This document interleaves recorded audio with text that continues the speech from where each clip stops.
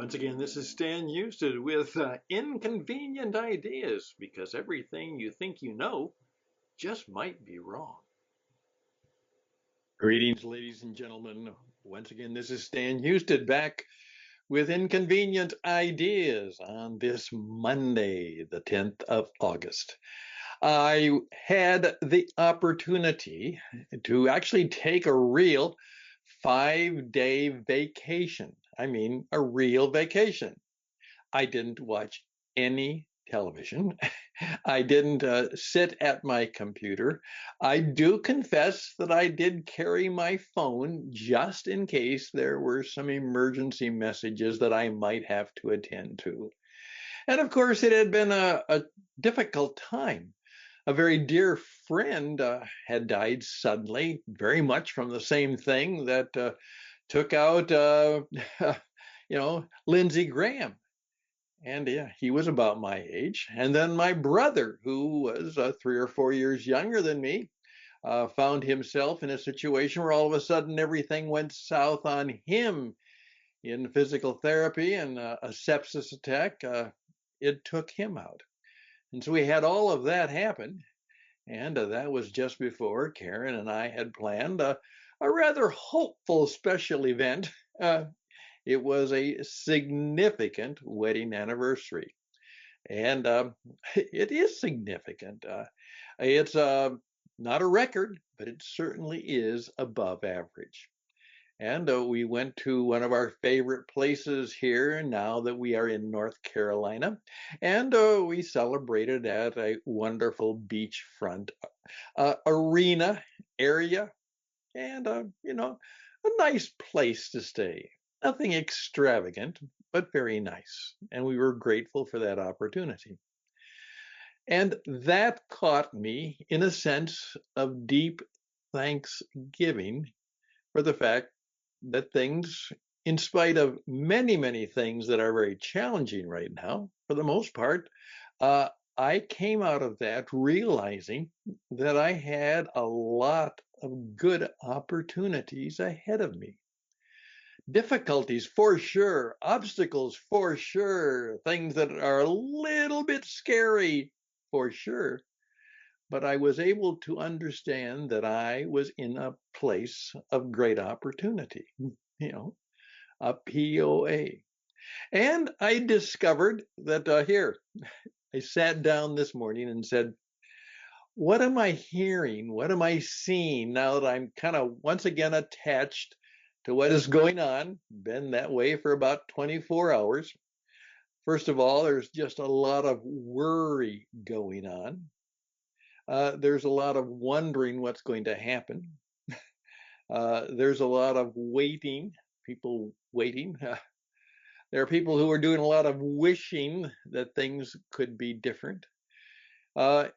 What we discovered was that a certain poll had been taken, and this really struck me, that in the midst of this great opportunities and these great challenges, over 64% did not think that they were really in control of their life.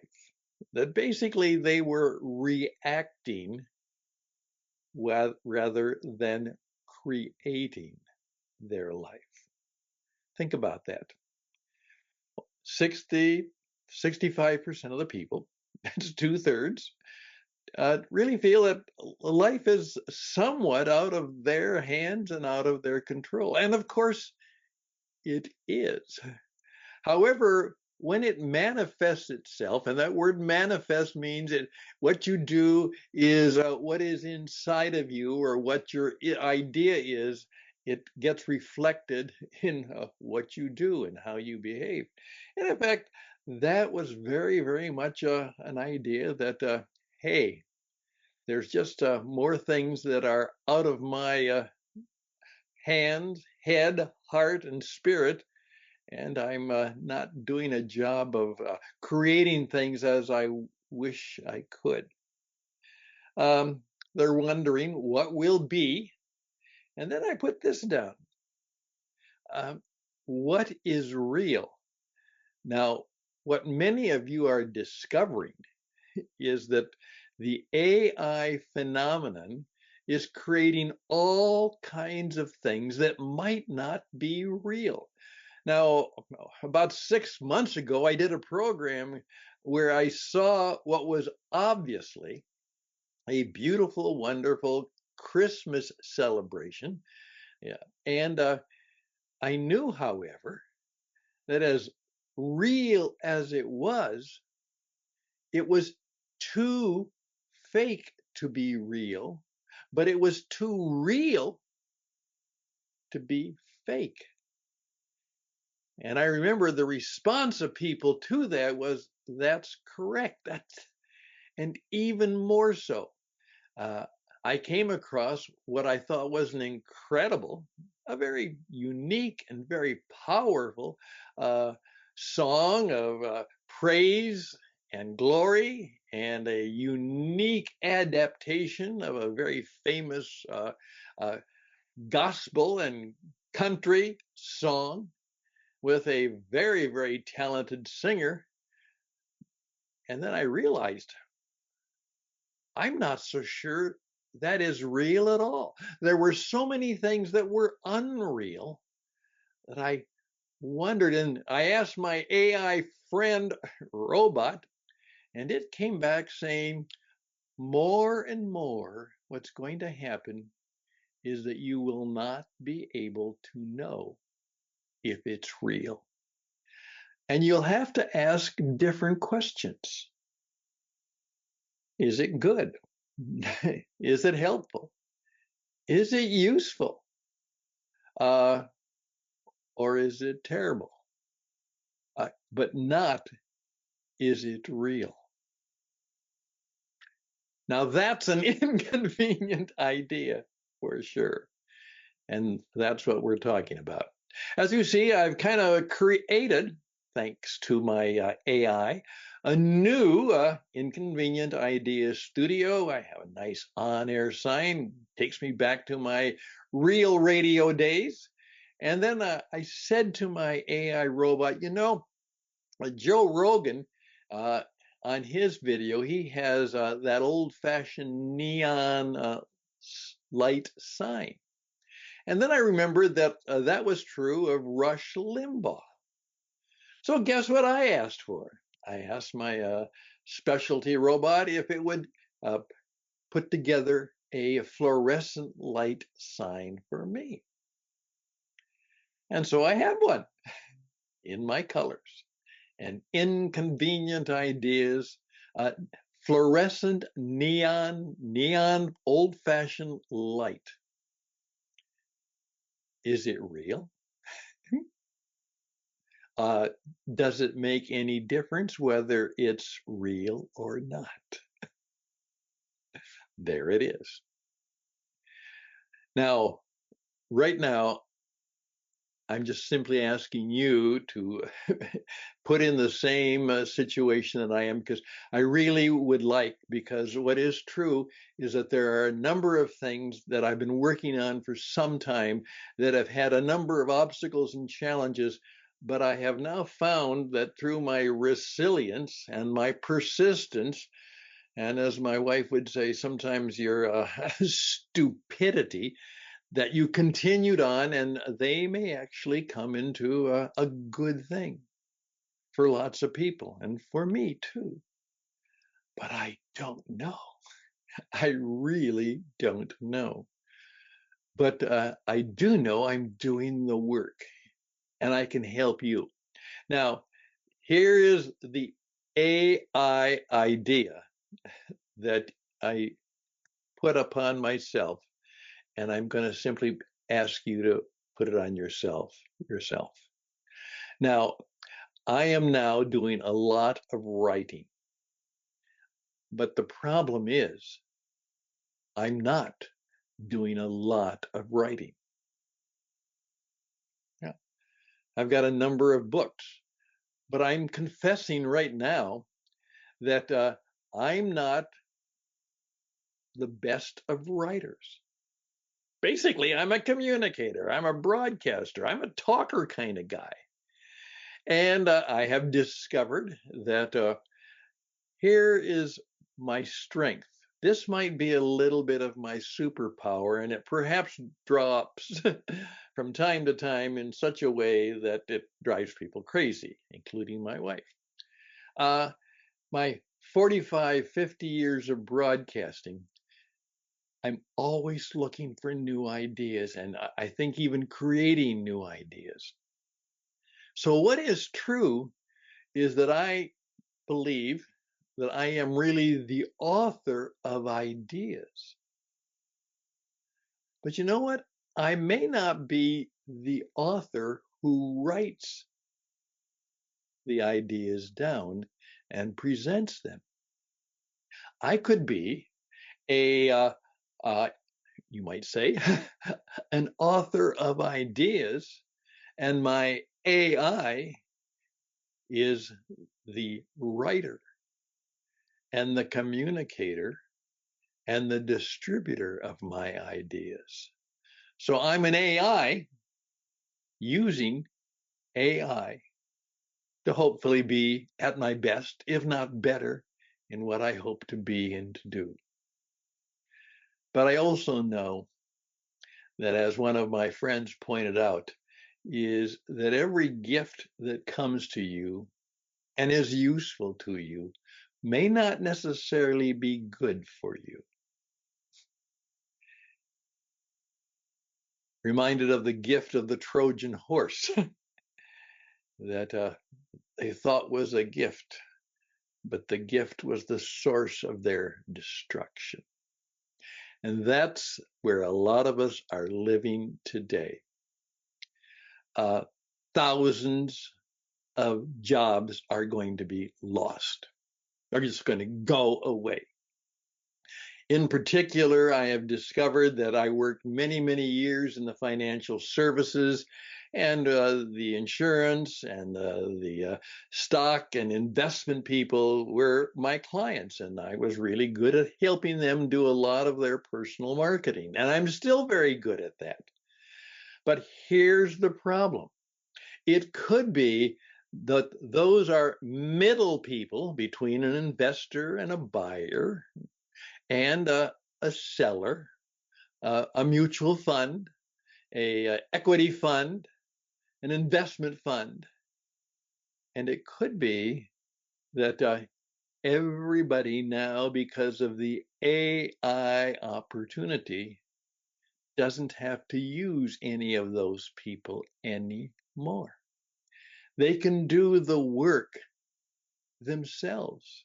They don't need to pay an investment advisor a lot of money or fund to get the results they want. As one of my friends pointed out, she said, you know what? Uh, my AI was better than my doctor. Came back and I wondered, and I gave my symptoms too. And you know what? They came back with a recommendation that worked. And the one that my doctor had thought might work did not. Could all of those things be happening for us now? There will be some significant opportunities, and there will be some significant catastrophes in terms of career and futures and knowing what to do. And today, every college student who's getting ready to go knows that their future is very uncertain.